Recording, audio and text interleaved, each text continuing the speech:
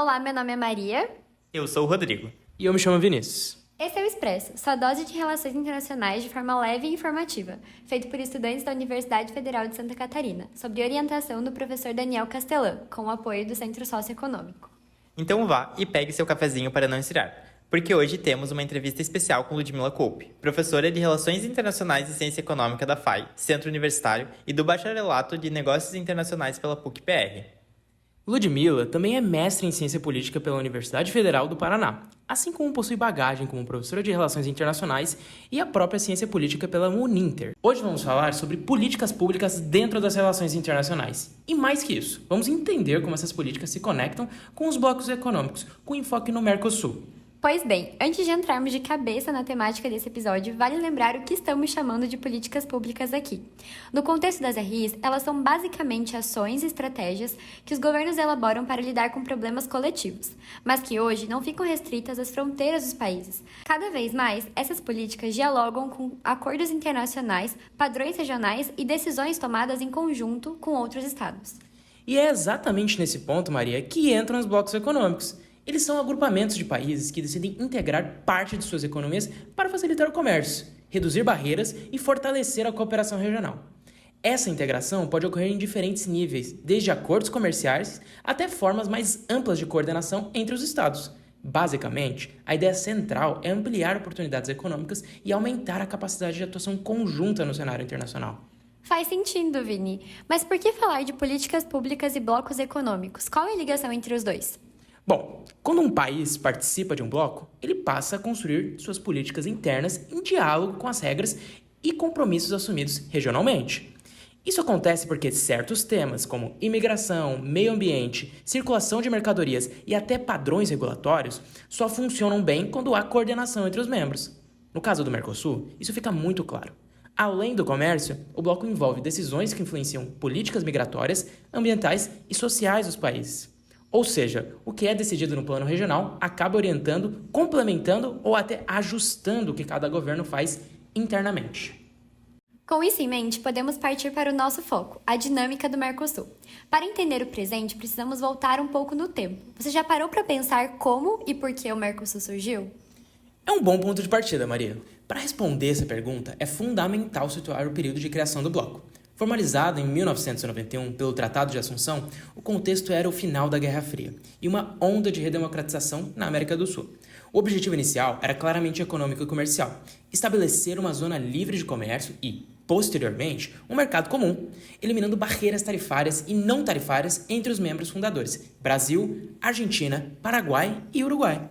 É importante dizer que, embora a oficialização do Mercado Comum do Sul, o Mercosul, tenha sido em 1991, sua criação não foi um evento isolado. Na verdade, o bloco é um resultado de décadas de reaproximação, sobretudo entre o Brasil e a Argentina, que passaram de uma relação frequentemente conflituosa para uma cooperação mais sistemática nas décadas de 1980 e 1990. Exatamente, Rodrigo. Pode-se dizer que o Mercosul nasceu, então, como uma espécie de formalização dessa aproximação entre Brasil e Argentina, inicialmente com um caráter unicamente comercial. Porém, ao longo das últimas décadas, é possível observar que o bloco demonstrou uma capacidade de se reinventar, evoluindo de um projeto exclusivamente comercial para um ator que lida com questões sociais e migratórias. A adoção de acordos como de residência, que facilitou a mobilidade de cidadãos entre os Estados-partes, por exemplo, reflete essa expansão para além do comércio, atuando diretamente nas políticas migratórias da região. E isso nos leva ao nosso segundo ponto, a política migratória. A migração sempre marcou a América do Sul, mas nos últimos anos o debate deixou de se concentrar só nos direitos humanos e passou a ser discutido também como uma questão de segurança e identidade nacional. Exato. A ascensão de movimentos extremistas ao redor do mundo, por exemplo, reforçou práticas xenofóbicas e influenciou diretamente o rumo de políticas migratórias. E isso se conecta muito ao que falamos antes sobre política doméstica e regional. No Mercosul, nada fica restrito às fronteiras. Mudanças internas em um país mexem com a estabilidade do bloco e afetam sua capacidade de coordenação, seja em economia, seja em migração.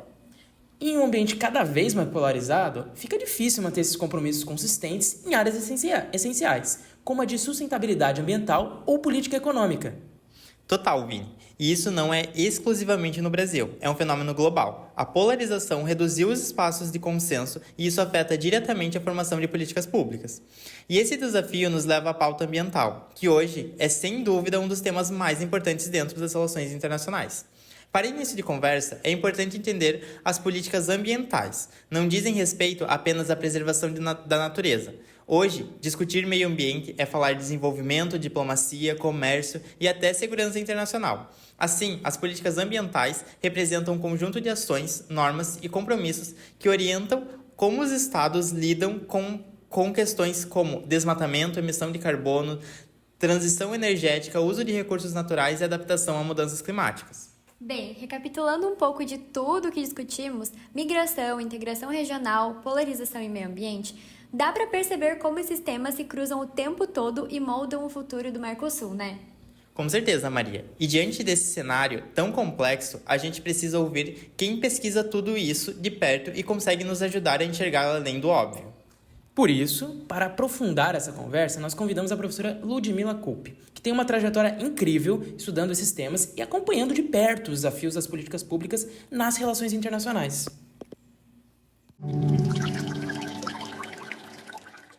Ludmila, é uma honra te receber aqui para a gente no Expresso. Estamos muito felizes de que hoje você conversa com a gente sobre temas tão fundamentais que nos ajudem a entender o presente e o futuro das políticas públicas dentro das relações internacionais. Bom, agora a primeira pergunta. Professora, um dos seus estudos trata da transferência de políticas migratórias no Mercosul entre 1991 e 2014. O Mercosul evoluiu de um bloco essencialmente comercial para um ator relevante em políticas sociais e migratórias. E qual que é o impacto disso para o Brasil, professora? Excelente pergunta. Assim, o Mercosul, quando ele nasce lá na sua essência, é um DNA bem comercial, né? Não quer dizer que ele é exclusivamente econômico, mas a natureza do Mercosul, ela vem de um interesse da década de 90, um período, por mais que ele tenha sido negociado durante a ditadura e tivesse um objetivo também de manter a democracia na região, ele tinha um objetivo claro, que era aumentar a competitividade, expandir as exportações entre os blocos, né? Ou seja, expandir, aumentar, ampliar o comércio intra-bloco. E os resultados foram bem positivos inicialmente. A gente teve ali o aumento de 3 vezes, né, das relações comerciais entre o Brasil e a Argentina, que são os principais líderes, né, as grandes economias.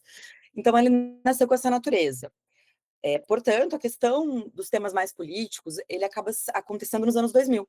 E por quê, né? O que acontece ali? O que é essa virada de chave? A gente tem o que a gente chama da onda rosa, né? Já viram falar desse termo?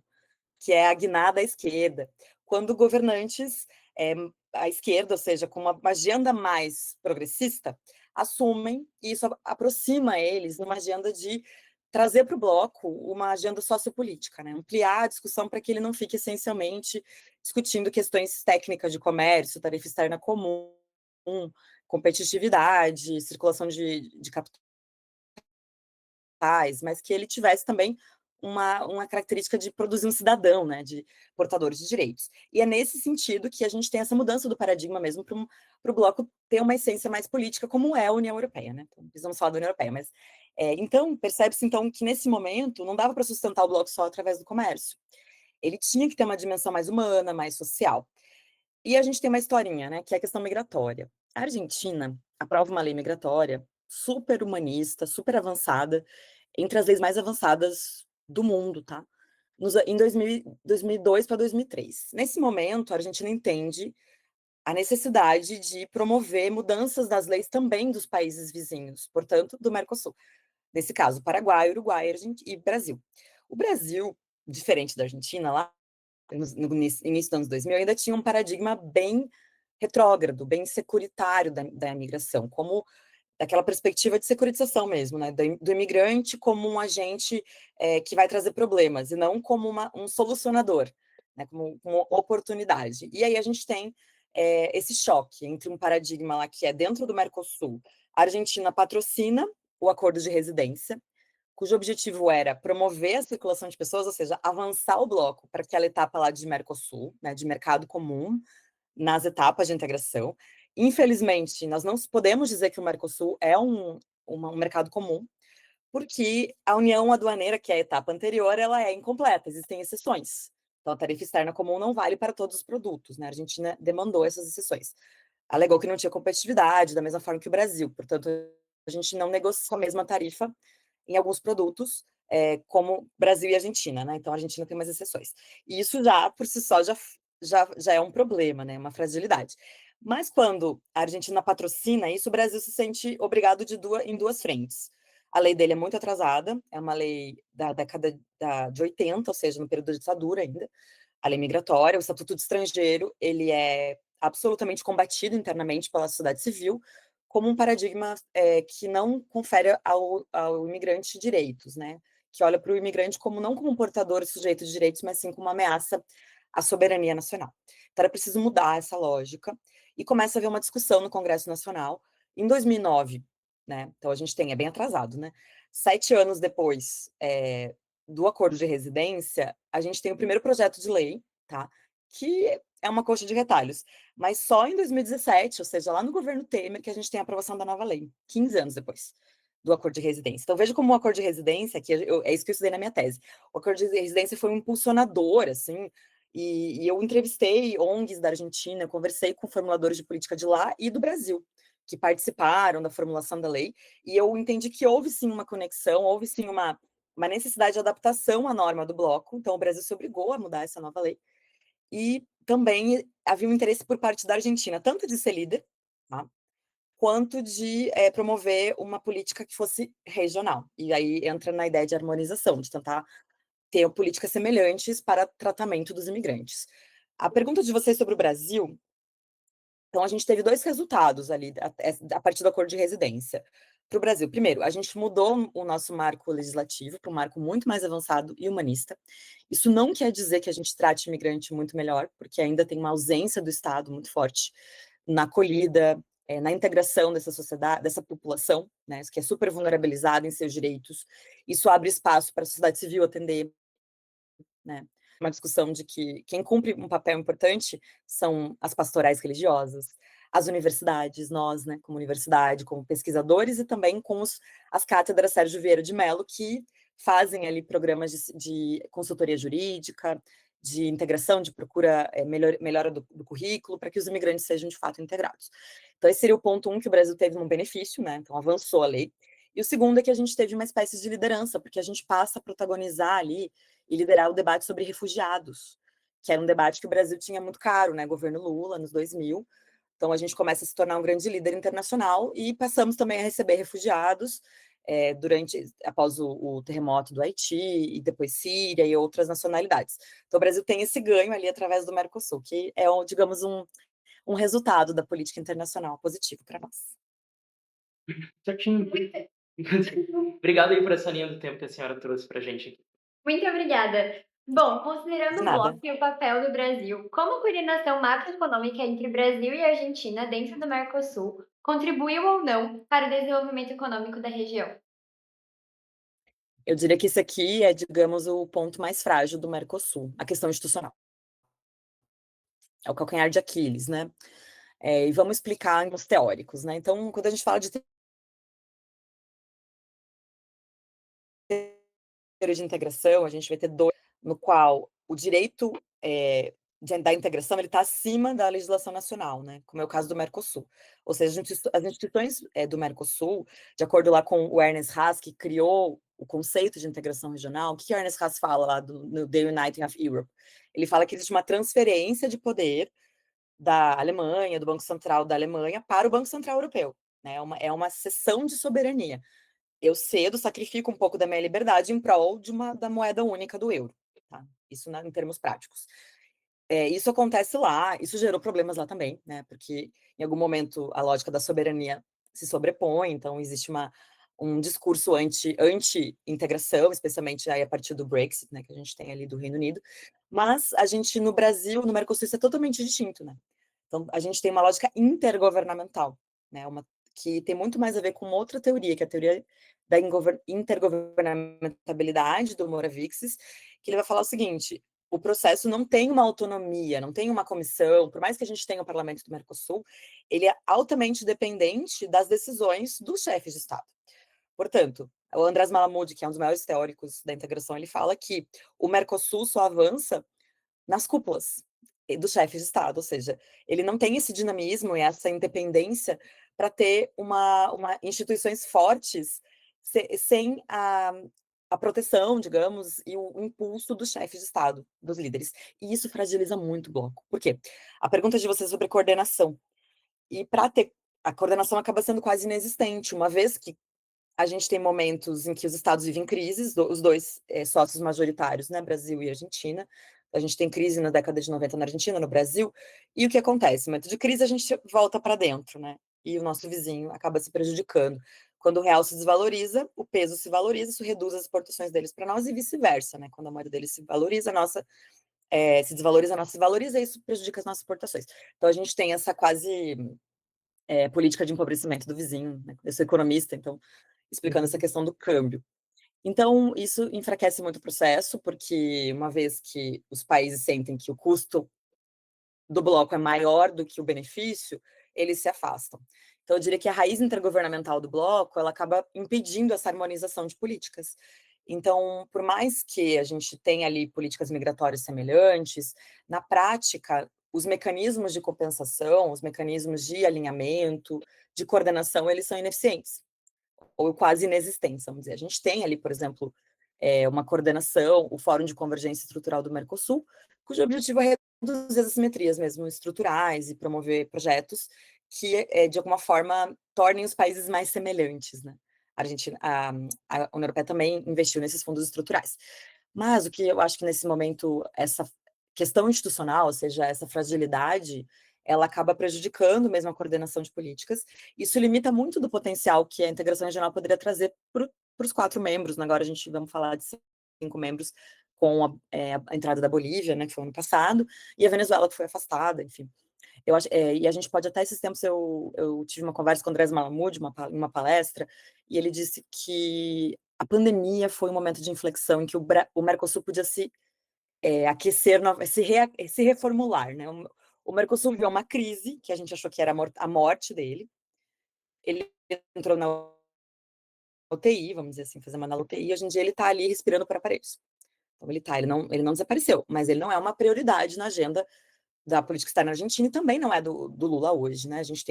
O Lula está focando na cooperação sul-sul, tentando recuperar os estragos ali durante a inexistência de uma política externa do governo Bolsonaro, mas a gente não tem um alinhamento claro, porque existe uma divergência ideológica clara entre Milei e Lula. Isso é um problema na política internacional, é grave, né? A gente vai falar um pouco mais sobre isso. Então, infelizmente, o bloco ele foi muito mais uma ferramenta de política externa para cada um dos países, nos momentos que era oportuno para eles, do que um projeto em si, né? Então, ele era muito mais um colchão, assim, para segurar na crise, vamos lá, né? Uma plataforma, para o Brasil, uma plataforma de projeção, do que, de fato, um projeto que deveria ser preservado, né? Que deveria ser uma política de Estado e não de governo. Então, isso gerou, do meu ponto de vista, impediu, assim, que as instabilidades internas dos países, no Brasil e Argentina, blindassem o projeto do Mercosul, que ficou muito refém dos interesses dos chefes de Estado. Bom, você, né, melhor agora falando, mencionou sobre o bloco europeu e vai ser justamente sobre isso a terceira pergunta. Como é que você avalia a relevância da comparação entre o Mercosul e a União Europeia, em termos de transferência de políticas públicas? Em que o Mercosul pode aprender com a União Europeia e onde ele tem desafios únicos para isso? Certo, muito boa a pergunta. Estudei bastante a transferência de política dentro do bloco. Sim, a União Europeia, é inevitável a comparação entre Mercosul e União Europeia, porque é o bloco 1, né? Toda a teoria de integração regional surge à luz do projeto europeu, ou seja, com base no projeto europeu, avança a teoria à medida que avança o projeto. Ele é único, né? Ele é revolucionário na história da política internacional, na integração regional da União Europeia. Então, ele é uma inspiração. Mas eu acredito que essa comparação, ela tem que ter uma certa cautela. O Mercosul, ele tem, como eu mencionei, um foco, uma ênfase intergovernamental muito diferente da lógica mais supranacional e mais autônoma das instituições da União Europeia. Em termos de aprendizado, que é a pergunta, o que a gente pode aprender com o bloco? A União Europeia tem uma série de lições. A gente pode aprender também com os erros, né? Então, um dos erros é o déficit democrático que a União Europeia demonstrou a incapacidade de traduzir para os cidadãos o que é a própria União Europeia. E isso culminou no Brexit, né? Na população achando a União Europeia um perigo para a minha cidade, e hoje eles estão colhendo os frutos que são bem negativos para eles da saída do bloco, né? Eles tiveram uma queda enorme no nível de investimento estrangeiro direto, tiveram problemas, né? Porque eles tiveram que refazer todos os acordos negociados através da União Europeia. Então, um custo diplomático, assim, extraordinário. O Reino Unido vive uma crise. A França também, a Alemanha também, crises de dívida pública, né? A Europa não está, assim, no melhor momento. Mas faltou para a própria organização União Europeia, né, soberana, sem ser soberania, mas supranacional, né, porque a soberania é exclusiva do Estado, faltou essa tradução. Faltou, assim, o que é o bloco e o que ele traz de benefício. Isso é uma visão minha. Esse afastamento ali das pessoas, das instituições, e o Mercosul carece do mesmo problema, né? A gente tem essa dificuldade mesmo de divulgar o que é o bloco para o cidadão comum, né? O próprio benefício que ele tem, o usufruto do acordo de residência, ele é pouco conhecido. As pessoas não sabem que elas podem morar sem contrato de trabalho no Uruguai, né? Simplesmente por serem cidadãos do Mercosul. O Brasil, por exemplo, ele tem uma lei migratória fechada para cidadãos de outras nacionalidades que não o Mercosul, tirando os vistos que tem humanitários com a Venezuela e outras nacionalidades. Mas, por exemplo, para um cidadão europeu é muito mais difícil morar no Brasil e conseguir residência do que para o cidadão uruguaio, paraguaio, argentino. Então, isso tudo não é divulgado, né? Então, isso para mim é uma questão muito complexa, porque a gente tem... A democracia está passando por um processo de questionamento e o Mercosul também. Porque o que é esse negócio, né? Que tá lá, o parlamento tá lá em Montevidéu, as pessoas não sabem do que se trata. E a gente, de vez em quando, ouve falar, mas daí tem muito mais por conflito do que por cooperação, né? Porque o Milei não participou da cúpula e tal. Então, acredito que é isso. A incapacidade mesmo de aproveitar as instituições do bloco para reduzir as assimetrias, que é o que eu falei antes, os fundos de convergência estrutural, né? Essas assimetrias, elas são profundas. E de aprender com as oportunidades. Então, a pandemia foi um momento que podia ter sido feita uma gestão da pandemia coletiva, né, dentro do bloco. Isso não aconteceu. Então, a gente perdeu a oportunidade de aprender, de cooperar nesse processo, como outras regiões fazem, né? Para além disso, a gente tem um movimento global, né, geopolítico, que a gente bem sabe, que é protecionista, que é anti-globalização, que é um movimento encabeçado ali pelo Donald Trump, que isso, obviamente, que enfraquece de modo geral. A gente vê o NAFTA, né, que deixou de ser NAFTA. Então, existe um retrocesso que é global. Mas o Brasil ali, a gente tem a China, que é uma defensora do multilateralismo, né? Então, isso faz com que a gente se aproxime do Sul novamente, né, num governo, na política externa do Lula, apesar das dificuldades, né, que tem enfrentado. A gente está avançando Avançando não, a gente já praticamente fechou o acordo do Mercosul e União Europeia. Faltam detalhes, né? A gente já tem a maioria, né? Foi um grande esforço diplomático do Lula para fechar esse acordo. Então, o que eu acho que a gente pode aprender com a União Europeia, né?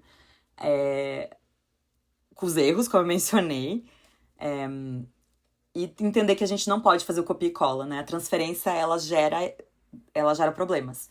Se a gente faz essa importação, vamos fazer um parlamento. O Parlasul, para mim, é o exemplo mais emblemático. O parlamento de lá funciona bem. O parlamento aqui, a gente não tem eleições diretas.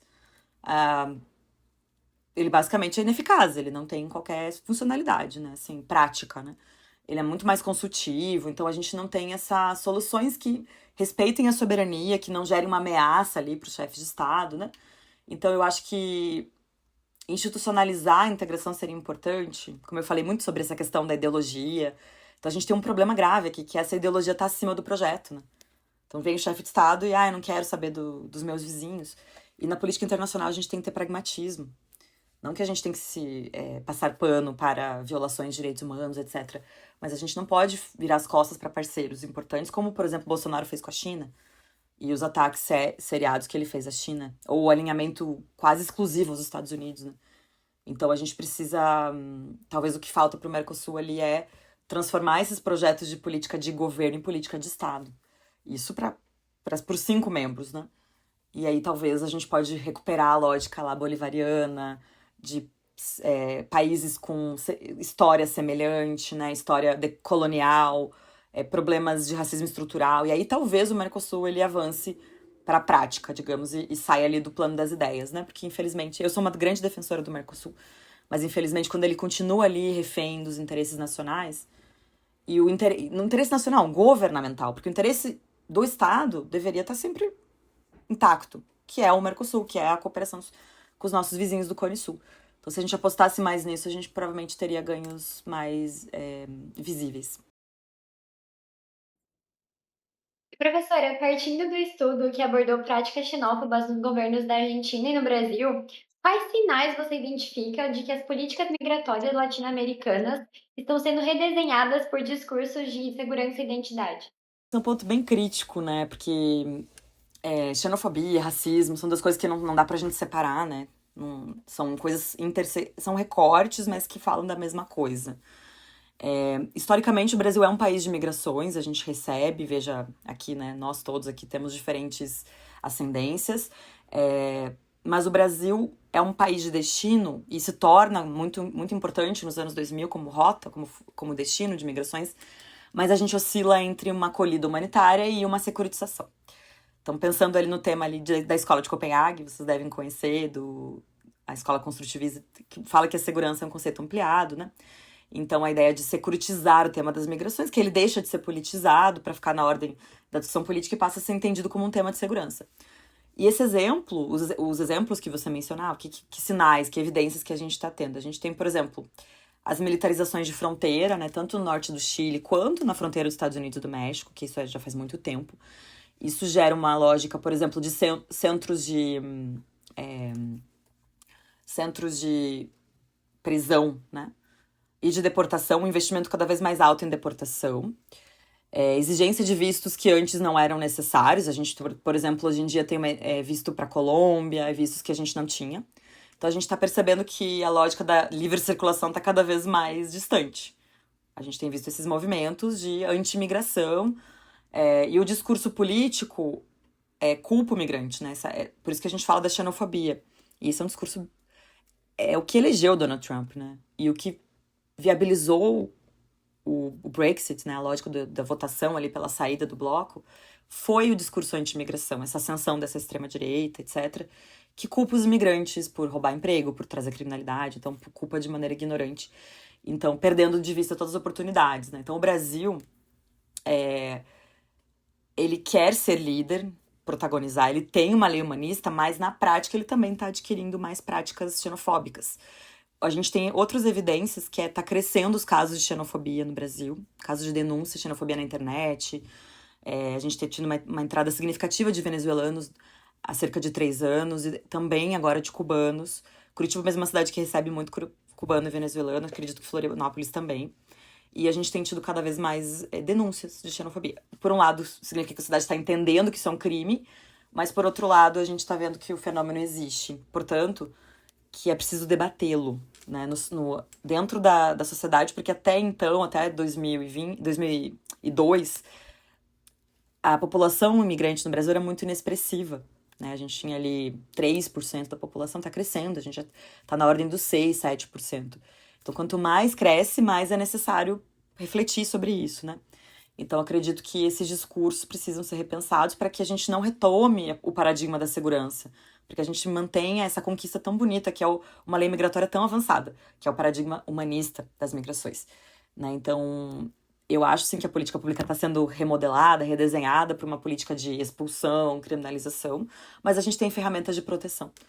A nossa lei, ela é uma lei bem avançada, que, inclusive, o imigrante ele pode acessar a justiça, diferente dos Estados Unidos, né? Porque lá ele é deputado automaticamente, ele não tem direito a se defender.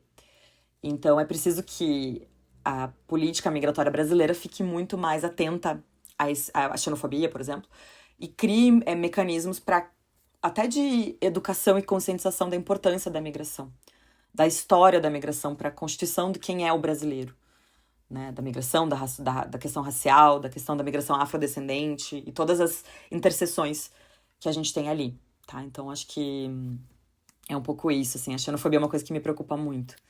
Eu fui casada com um argentino e a gente tem aquelas brincadeiras, né, que às vezes caem na brincadeira, mas elas são sérias, elas são graves, elas são violações que impedem a integração desses cidadãos se eles não se sentem levados a sério, né? Se você tira sarro do sotaque. Então é preciso conscientizar a população da gravidade desse tipo de postura.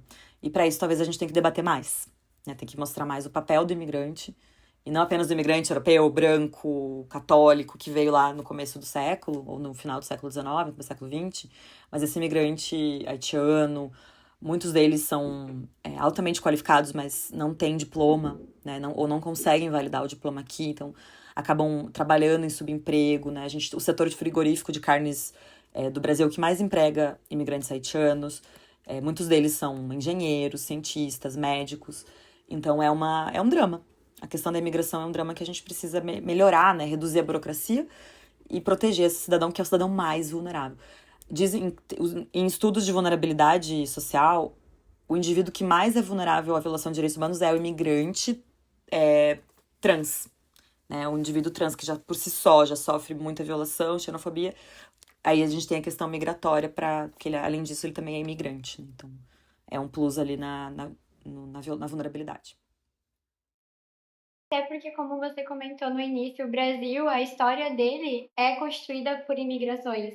Então é super importante Isso. conscientizar a população como um todo sobre a própria história para evitar Lindo. discursos assim. Em algum momento o Brasil nos acolheu, né? Os nossos antepassados foram acolhidos, seja voluntariamente, seja infelizmente uma migração forçada, né, da escravização, muito triste, mas o Brasil abriu. Seja pelos motivos oportunistas que fossem naquele momento, que era branquear a população, etc. Mas agora a gente tem que retomar essa postura de abertura, né? Exatamente. Porque chega a ser hipócrita. O Brasil é um grande, uma coxa de retalhos de culturas, é muito importante valorizar cada uma. Perfeito, é isso mesmo, porque a gente até quando entra na xenofobia tem essa coisa do assimilacionismo. Na Europa tem muito isso, por conta do medo que eles têm da religião muçulmana, né? Por conta dessa narrativa totalmente equivocada, né? Que se construiu em torno à islamofobia, né? Do medo do terrorismo, que se criou em torno terrível. Então eles querem que as pessoas se incorporem, né? Que eles não usem o lenço, o jihad, que não falem seu idioma. Isso não é integração, isso é assimilacionismo, que é abandonar a cultura para integrar a sua. Você precisa ter uma integração, para essa pessoa sentir que ela ainda pode preservar, como você falou, os traços da sua cultura de origem. Exatamente, assim, abordando agora um tema que é atual, tanto quanto esse tema que vocês estavam conversando agora, e olhando para os casos que envolvem operações com mortes em favelas, como o acontecido recentemente no Rio de Janeiro, o dilema ético-político mais urgente que os formuladores de políticas precisam enfrentar, e qual seria um primeiro passo realista para começar a resolver esse tipo de dilema, professora? Super complexa, pergunta excelente, mas assim, de difícil resposta, né? Eu, como estudiosa ali de política pública e política internacional, vou tentar ali fazer a minha avaliação, mas sem resposta, né? Assim, acho que é o maior tema que a gente tem hoje em termos de política pública no Brasil. É um dilema que, assim, se eu pudesse entender assim, quais seriam as soluções, eu pudesse apontar caminhos, evitar essa normalização da morte como política de segurança. Então, o que aconteceu? O Estado, em vez de garantir a vida, de acolher as comunidades e trazer benefícios, né, políticas públicas, bens públicos, ele tem sido agente de morte, de letalidade, né, dessas operações truculentas em territórios que são super vulneráveis, né, pessoas que não têm acesso, às vezes, a saneamento básico. Né, então, é um dilema muito forte. Como é que você combate o crime organizado sem ir lá e violar o direito humano básico da pessoa, né, tá no meio do fogo cruzado. E aí, vamos voltar na concepção de securitização. Aqui acredito que a securitização fica muito evidente, né? Então, para que a audiência, no caso, a população, aceitasse essa medida absolutamente horrorosa, que é entrar matando pessoas inocentes, enfim, ou não levar em consideração as realidades internas, criou-se um discurso, né? Criou-se um discurso que criminaliza, que diz, o problema é esse, né? O problema é o crime organizado. Mas, na verdade, não se combate, não se acompanha, de fato, ali, não tem uma inteligência, se parte para o confronto, ou seja, para a guerra. E essa guerra não é... Em medidas normais, em situações normais, a gente não toleraria esse tipo de intervenção.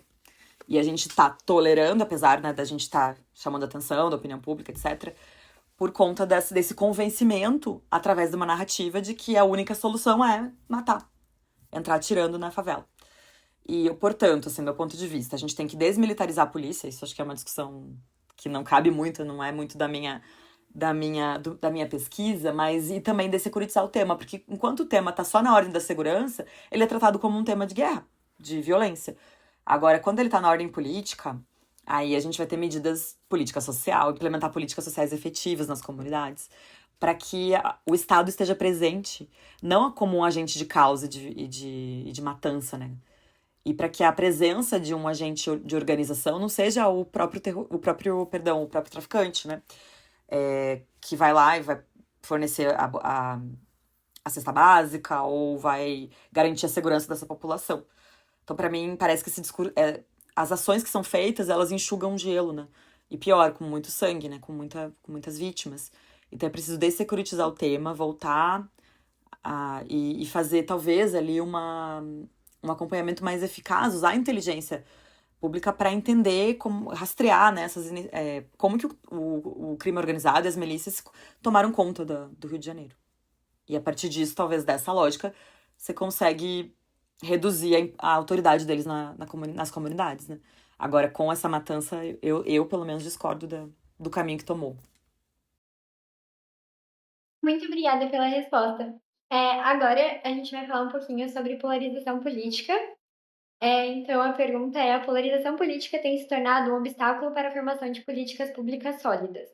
Como você enxerga o impacto da polarização ideológica sobre a capacidade do Estado brasileiro de planejar políticas de longo prazo, em relação à pergunta que você comentou agora há pouco? Boa, né? Porque ela é o grande tema.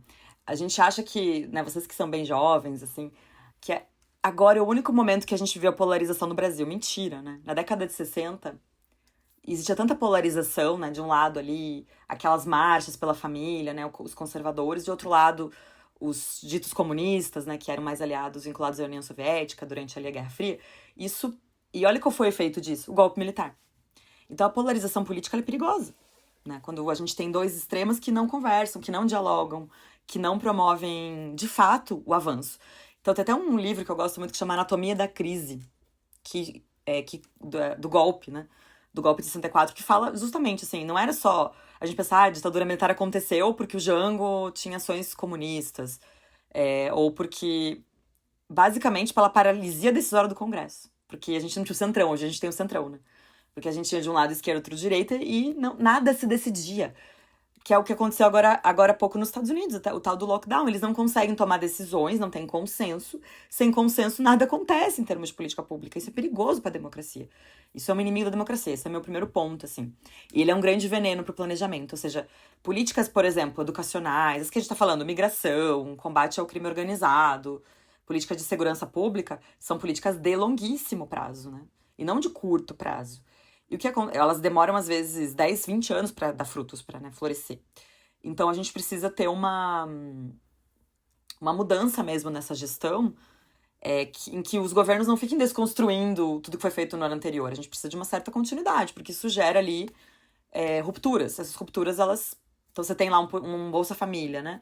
E aí você tem problemas. Beleza, vamos fiscalizar, vamos melhorar. Agora, você descontinua, cria outro projeto...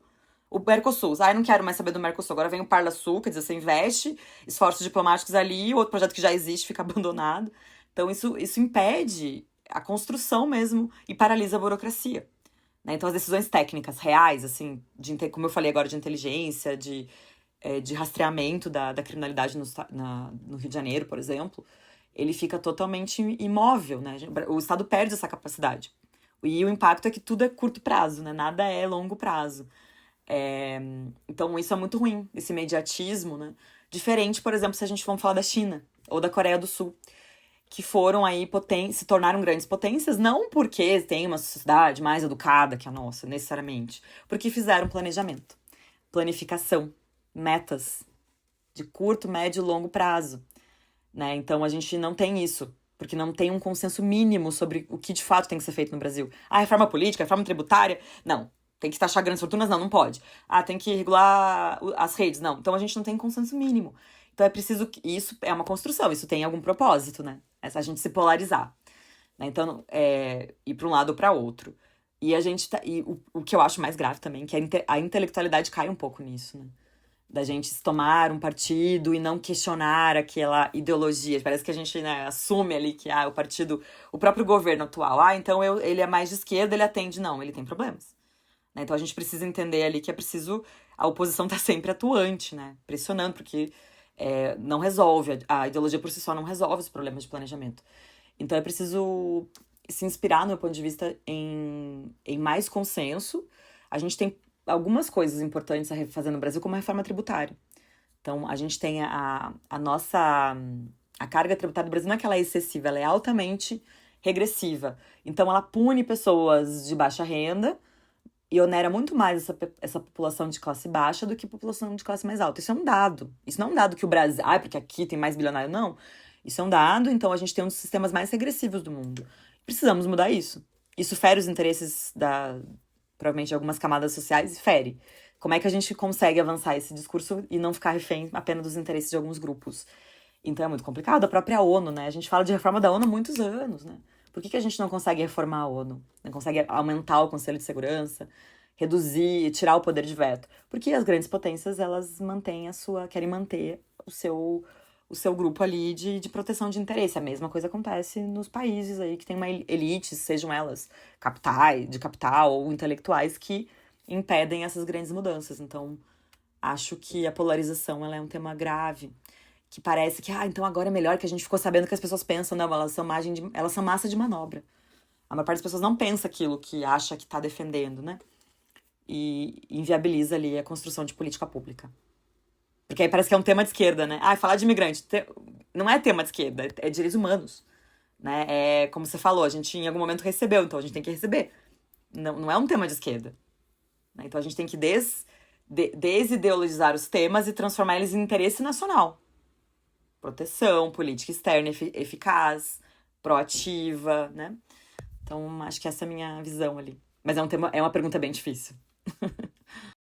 Achei excelente a tua Bem resposta, provocadora. professora. Achei excelente a tua resposta, professora. Agora, partindo mais assim para uma questão ambiental, ao discutir a construção de políticas ambientais no Mercosul mesmo, sabemos que é um desafio de equilibrar esse desenvolvimento econômico, o próprio consumo e a crise ambiental mesmo. Considerando o contexto atual, como a atuação do Brasil na presença da COP30 de agora pode ter influenciado essas políticas ambientais no Mercosul? E que resultados que você considera mais importante de observar agora, que já acabou, né, o evento?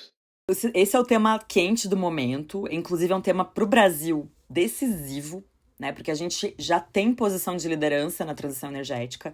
Nós temos uma das matrizes mais limpas do mundo. Então, nós somos líderes. Né? O nosso agro já é um agro que está atendendo a uma série de normas ambientais, apesar das dificuldades ali, em comparação ao que a União Europeia já avançou. Então, o Brasil ele pode, sim, trazer benefícios para suas próprias empresas, porque elas estão cada vez mais competitivas. Então, eu considero esse tema um tema assim, fundamental para o desenvolvimento da nação, no Brasil como um todo. E a gente ter sediado a COP30 foi muito estratégico, né? Foi um divisor de águas, apesar de todos os problemas, né? De toda a vergonha, de todos os problemas de infraestrutura, etc. Em termos simbólicos, receber a COP30 no coração da Amazônia, Belém do Pará, mostrar isso pro mundo. E aí a tua pergunta sobre o Mercosul. Mostra que o Brasil tá, pelo menos na teoria, comprometido com a causa ambiental. Na teoria, né? Na prática, daí a gente vai ter que ver se é bem assim. Porque qual que é o grande drama? O drama é que os países mais ricos, que são os maiores emissores, eles não se comprometem, eles não se responsabilizam, eles jogam em cima de nós que temos crédito de carbono, que temos tecnologia para avanço. Tecnologia não, né? A gente precisa de mais recurso. Então não existe uma cooperação, porque a gente sabe que, como você mencionou na pergunta, existe uma certa incompatibilidade entre crescimento econômico, desenvolvimento e uso de recursos, né? Violação ambiental. É meio incompatível. Então não é interesse das grandes potências frear esse desenvolvimento, né? Mas, ao mesmo tempo, é preciso exigir deles recursos para patrocinar novas tecnologias para fazer essa transição. Então, eu acredito que o Brasil tem uma oportunidade, né? Teve uma oportunidade muito forte. A gente não sabe exatamente como é que isso vai acontecer no Mercosul. Ele forçou o Mercosul a se pintar de verde, né? A fazer a defesa de que agora então somos um bloco verde. Isso por conta especialmente do acordo Mercosul-Europeia, que é tão decisivo. Então, sem essa adequação às normas ambientais lá, os nossos produtos não vão entrar naquele mercado.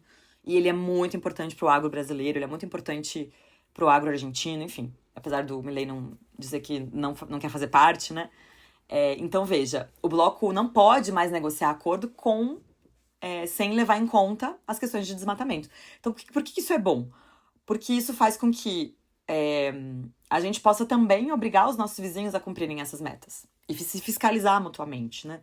Não só fiscalizar, mas criar incentivos. E aí acho que eu vou falar mais pra frente um pouco sobre como fazer esses incentivos, né, dentro do Mercosul, para as empresas, para os países, né? Então a gente não sabe, acho que é meio incerto ainda em questão como o Mercosul vai criar essa marca do Bloco Verde, mas a gente sabe que o Brasil deseja isso, né? Isso está no discurso. Isso pode se tornar um grande diferencial competitivo dos nossos produtos. A gente tem o selinho verde, cada vez mais a gente tem tido desenvolvimento de IAs para avaliação do desmatamento. O Brasil está avançando muito nisso. Então isso vai ter uma vantagem competitiva nas cadeias globais de valor, eu espero, né, para o Brasil. E a gente também se obrigou a se adequar a isso por conta do acordo Mercosul-Europeia, né? Então, acho que tem muitos benefícios, assim, tanto de liderança, né, de projeção, porque o Brasil ficou muito apagado.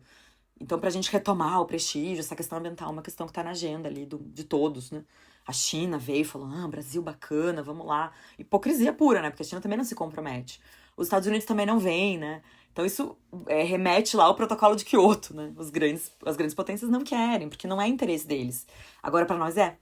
Então, se a gente ficar forçando a assinar acordos e avançar o debate, acredito que é muito benéfico para a política externa brasileira. Exatamente, professora. Ainda nesse assunto ambiental, você já respondeu parte dessa pergunta, mas enfim, a gente vai continuar aqui fazendo.